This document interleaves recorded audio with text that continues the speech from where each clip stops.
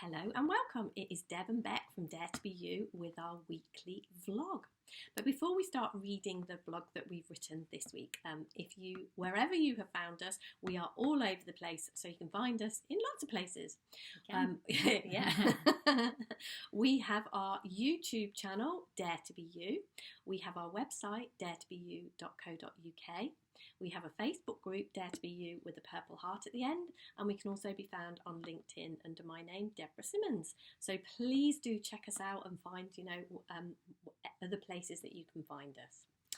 So this week, the title that we started for our blog was How to Survive Lockdown or Isolation, where it's going on. So Beck, do you want to read what you wrote this week? Yeah, sure. So here's my blog on how to survive isolation. I was reflecting on the title of our blog this week, and what came to me was how many different reactions there have been to this isolation. It occurred to me that there will be many people who don't need to know how to survive, as it's actually a situation they're enjoying and making the most of. However, if you aren't in that category and are already climbing the walls and wondering when this will end, here is what I know that has made the biggest difference to me in my life. There are two things that I wanted to share that mean not only do I know that every one of us can survive this, but we can in fact thrive. First, each and every one of us has access to a quiet space within. There is something about us as humans that is bigger than absolutely any thoughts we have about ourselves. We are more than human, more than our situation, more than our stories, more than whatever limitation we have set about ourselves. Somehow being pointed to that gives us access to or knowledge of a quieter space. Another way I talk about this is a diamond of undamageable quality. Every human being has a diamond within that sparkles and shines no matter how much dirt we cover it with. And once we know this, somehow the dirt cleans itself. As we begin to look to see this about ourselves, we find it. We find that space within. Our default setting is peace and stillness. We find that we are the clean white screen on which everything else plays out. Knowing this, seeing this, experiencing this, gives us an amazing platform on which to survive, no, thrive, this most unusual of circumstances. The second thing that I have been noticing that has been so incredibly helpful to me is this. Human beings find a way to do. I've seen so many examples of this. I read the diary of Anne Frank many years ago, and a couple of years ago had the opportunity to visit the premises where she was hidden. The space she had to move around in was very limited. It keeps coming to me how incredibly lucky I am to have so much space throughout this lockdown. But regardless of the amount of space any of us has, like in the example of Anne Frank, her diary tells a story of a person that continued to do. Even in her apparently limited space, she did things. She found purpose, she wrote her diary, she played games with her family and lived her life. It amazes me the things I read that she did, and hers isn't the only story of such doing. And in the midst of this isolation, my social media feed, my WhatsApp groups and my conversations with family are filled with the things people are doing.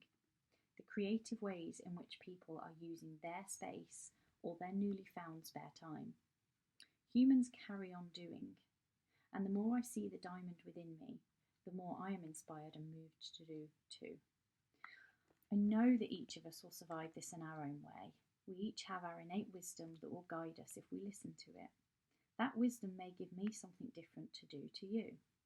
Our own wisdom may guide us to take stock and value what we have, or may invite us to create something we've never had the time or inclination to create before.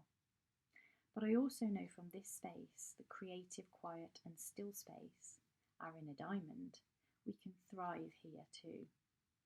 Human beings are incredible, mind-blowing, amazing creatures.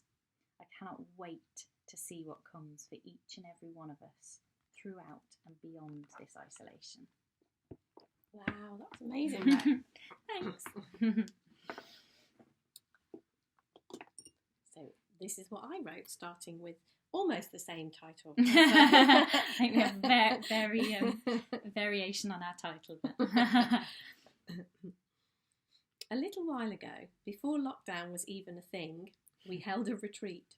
We named the retreat Love is the Answer. That is my answer to how we will survive the lockdown we find ourselves in right now. Love. Each and every one of us is love at our core. If we can find a way to know that and to know what that means for us, then we will not only survive lockdown, we will thrive no matter what life has in store for us.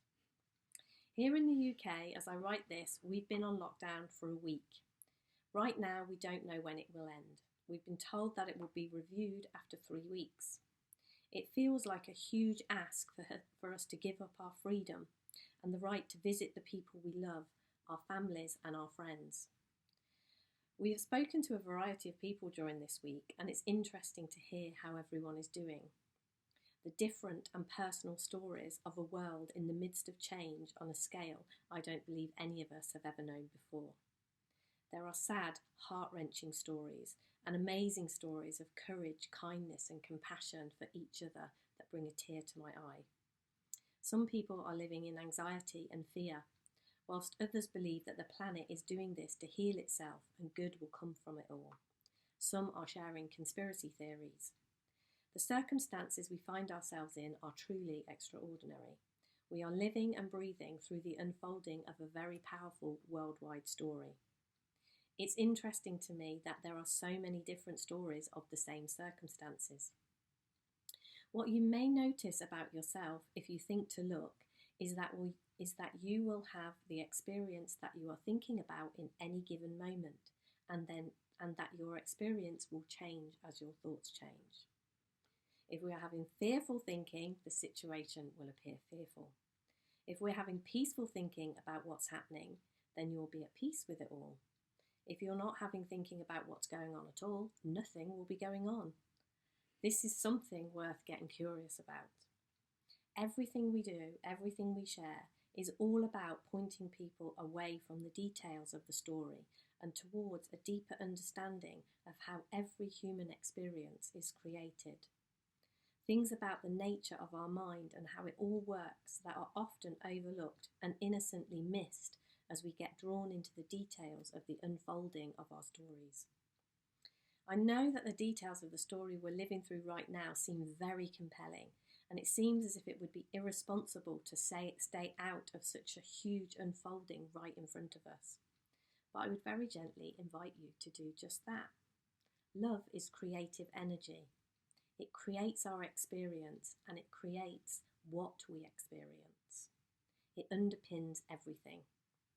When we choose to look towards love and not the details of the story, it's amazing what can happen, even in very practical terms. Even when the story is as big as the one we find ourselves in the midst of right now, a pandemic that has resulted in lockdown. We won't find what we were looking for in the details of the story, but we will find it in the understanding of what is behind all of creation, love. Brilliant. So, thanks, Deb, that's great. So, as Deb said at the beginning, wherever you're finding us, there's lots of ways to connect with us. You can find us on Facebook. We have a group, Dare to Be You, with a purple heart at the end. You can visit our website, daretobeyou.co.uk, and sign up for our mailing list. You can subscribe to our YouTube channel, which is Dare to Be You, and you can find us on LinkedIn under Deb's name, Deborah Simmons. So it'd be great to connect with you in lots and lots of ways and keep in touch. Thank you very much. Bye.